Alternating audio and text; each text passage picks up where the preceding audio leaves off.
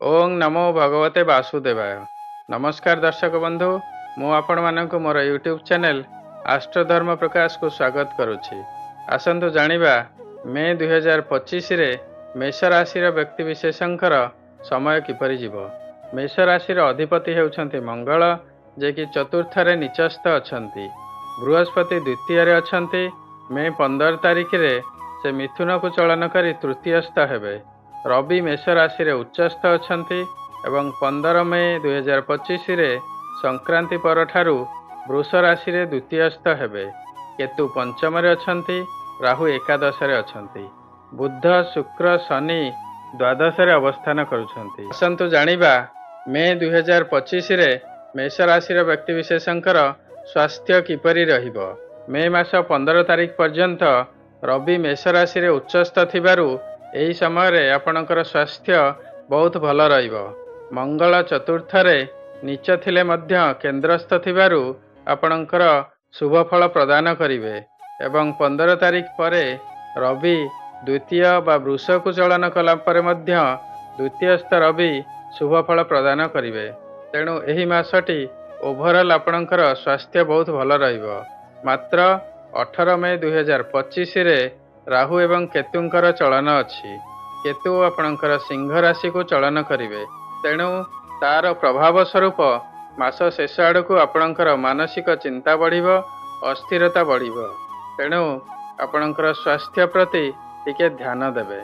आसंतु जानिबा मे मास 2025 रे मेष राशि व्यक्तिंकर शिक्षा बा एजुकेशन किपरि रहिबो। पंचमाधिपति रवि मेष राशि रे उच्चस्थ अछंती एवं 15 तारिख रु धन स्थान को चलन करिवे। तेणु शिक्षा दृष्टि ए मासटी आपणकर बहुत भल अछि। जदि 15 तारिख पूर्वरु किछि टेस्ट वा एग्जामिनेशन थाए बा कॉम्पिटिटिव एग्जाम थाए तेबे बहुत भल रिजल्ट हेबो।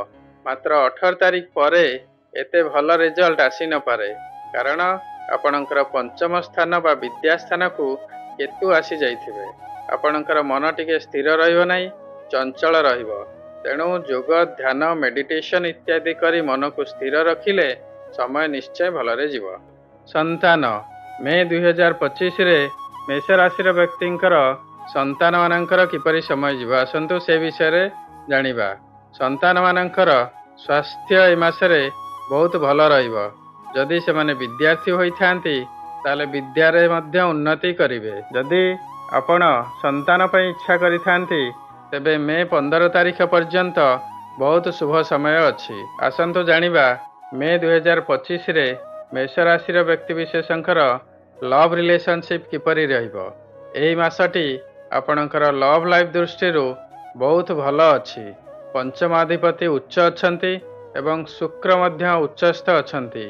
मात्र मास शेष आड़क सामान्य मनमालिन्य देखा जाई पारे, मनांतर मतांतर देखा देई पारे। जदि एभली स्थिति उपजुछि ताले याकु अवॉइड करिया पई चेष्टा करंतु, समय निश्चय भलरे जीव। वैवाहिक जीवन बा मैरिड लाइफ। आसंतु जानिबा मे 2025 रे मेष राशि व्यक्ति विशेषंकर वैवाहिक जीवन बा मैरिड लाइफ किपरि जीव। आपणकर सप्तमाधिपति शुक्र मीन रे उच्चस्थ अछंती। वैवाहिक जीवन अत्यंत सुखमय अछि। जीवन साथी सहित दूर स्थान भ्रमण योग अछि। आपण कौनसी धर्म स्थान को विजिट करि पारंती। जेहेतु शनि राहु शुक्रंक सहित अवस्थान करुछंती, सामान्य मनमालिन छोट छोट कथारे मतांतर मनांतर देखा देई पारे। ताकू अवॉइड करिया पई कि चेष्टा करंतु। 18 मे रे राहुंकर राशि परिवर्तन हैला परे ए सब प्रॉब्लम मध्य आउ रहिबो नाही। समय बहुत भल पड़िबो। भाग्य। आसंतु जानिबा मे 2025 रे मेष राशि व्यक्ति विशेषंकर भाग्य किपरि रहिबो। भाग्याधिपति बृहस्पति द्वितीय रे धन स्थान रे अछंती। मे 15 पर्यंत धन प्राप्ति योग अछि। 15 तारिख बृहस्पति राशि परिवर्तन करी मिथुन राशि रे चलन करिवे एवं मिथुन राशि रु बृहस्पतिंकर भाग्य स्थान को संपूर्ण दृष्टि रहिबो। तेणु एही मासटी भाग्य दृष्टि आपणकर बहुत भल अछि। आपण जेउ कार्य रे हाथ देबे सेथिरे सक्सेसफुल हेबे। कैरियर बा चाकरी क्षेत्र। आसंतु मे 2025 रे मेष राशि व्यक्तिविशेषंकर क्यारियर कर्मक्षेत्र बा चाकरी क्षेत्र में किपरि समय रहिबो। आपणकर दशमाधिपति शनि द्वादश व्यवस्थान अच्छी। द्वादश शनि अशुभ फल प्रदान करती। शनि सह राहु मध्य अवस्थान करिसेंति। मंगल मध्य आपणकर निचस्थ अच्छी। तेणु कर्म क्षेत्र में आर्गुमेंट मनांतर मतांतर एवं झगड़ा इत्यादि हेबार संभावना अच्छी। कार्य क्षेत्र में बा ऑफिस रे एसबू करने की अवॉइड करंतु। मन को स्थिर रखंतु एवं निष्ठार सहित कार्य करंतु। समय निश्चय भलरे जीव। बिजनेस वाणिज्य व्यवसाय आसंतु जानिबा मे 2025 रे मेष राशि व्यक्तिविशेषंकर वाणिज्य व्यवसाय क्षेत्र में समय किपरि रहिबो। व्यापार वाणिज्य क्षेत्र में ए मास आपणकर एते शुभ रहिबो नाही। शनि जे कि आपणकर कर्माधिपति आय एवं लाभाधिपति से आपणकर द्वादश व्यवस्थान अच्छी। द्वादश शनि शुभ फल दियंती नाही। एही मास ठारू आपणकर शनिंकर 7.5 आरंभ होईछि। तेणु शुभ फल मिलिबो नाही। किंतु आपणकर धनाधिपति शुक्र उच्चस्थ अच्छन्ति एवं बृहस्पति द्वितीय स्थान व धन स्थान अवस्थान करथिबारु आपणकर धन प्राप्ति तो हेबो, मात्र खर्च बढ़िजिवो। तेणु आपणकर खर्च उपरे कंट्रोल रखिया को चेष्टा करंतु। मेष राशि घात बार रविवार, घात चंद्र मेष चंद्र, घात तिथि षष्ठी तिथि एवं घात नक्षत्र मघा नक्षत्र। एही दिन मानकर अघटन बा दुर्घटना हेबार संभावना थाए। तेणु सावधानता अवलंबन करिवे। मेष राशि शुभ बार हेउछि मंगलवार, शुभ रंग हेउछि लाल रंग, शुभ रत्न हेउछि प्रबाल रत्न एवं शुभ धातु हेउछि तंबा धातु। शुभ अंक हेउछि 9 बा 9 श्रृंखला यथा 18, 27, 36 एवं 45 इत्यादि। एहार उपयोग आपणकर दैनंदिन जीवन रे करंतु एवं शुभ फल प्राप्ति होंतु। जदि मो चैनल को आपण सब्सक्राइब करि नांती तेबे सब्सक्राइब निश्चय करंतु। शनिंकर राशि परिवर्तन, बृहस्पतिंकर राशि परिवर्तन, राहु एवं केतुंकर राशि परिवर्तन आपणकर राशि उपरे कौन प्रभाव पकाइबो एवं यार प्रतिकार कौन।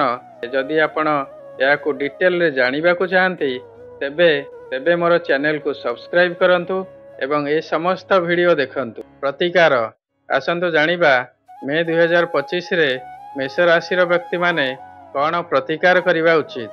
शनि एवं राहु आपणकर द्वादश रे अवस्थान करुथिबारु तांकर प्रतिकार करंतु। मंगल मध्य आपणकर निचस्थ थिबारु तांकर मध्य प्रतिकारर आवश्यकता अछि। आपण प्रत्येक दिन शनिंकर बीज मंत्र ओम शम शनिश्चराय नमः जप करंतु। महामृत्युंजय मंत्र मध्य जप करंतु। प्रत्येक दिन हनुमान चालीसा पाठ करंतु। काऊ एवं बुला कुकुर को खाइबा को दियंतु। चढ़ई मानंकु दाना दियंतु। प्रत्येक शनिवार शनि मंदिर जांतु एवं शनिदेवंकर पूजा अर्चना करंतु। राशि तेलरे दीपदान करंतु। प्रत्येक मंगलवार हनुमान मंदिर जांतु। संकट मोचन हनुमानकर पूजा अर्चना करंतु। समय निश्चय भलरे जीव। मु एठी आपण मानकु कहि देबाकू चाहूछि, जदि आपणकर कौनसी निर्दिष्ट समस्या थाए तार समाधान चाहूथांती तेबे आपण जातकर कॉपी वीडियो रे दिया जाइथिबा नंबर रे व्हाट्सएप करंतु। आपणकर नाम, जन्म तारीख, जन्म समय एवं जन्म स्थान लेखिकी पठांतु। मु तार प्रॉपर एनालिसिस करिबी एवं ज्योतिष शास्त्र सम्मत रिपोर्ट आपनको निश्चय पठाइबी। एथिरे 8 रु 10 दिन समय लागिबो। दयाकरी धैर्य धरी अपेक्षा करिवे। मु रिपोर्ट निश्चय पठाइबी। आपनको ए भिडियोटी किपरि लागिला आपणकर मतामत कमेंट सेक्शन रे निश्चय देबे। आशा करुछि ए भिडियोटी आपनको भल लागिथिबो। जदि भल लागिछि तेबे लाइक करिवे, शेयर करिवे। वर्तमान पर्यंत जदि मो चैनल को आपण सब्सक्राइब करिनांती ताले सब्सक्राइब निश्चय करिवे। सर्वे भवन्तु सुखिनः, सर्वे सन्तु निरामया, सर्वे भद्राणि पश्यन्तु, मा कश्चित् दुःखभाग् भवेत्। नमस्कार।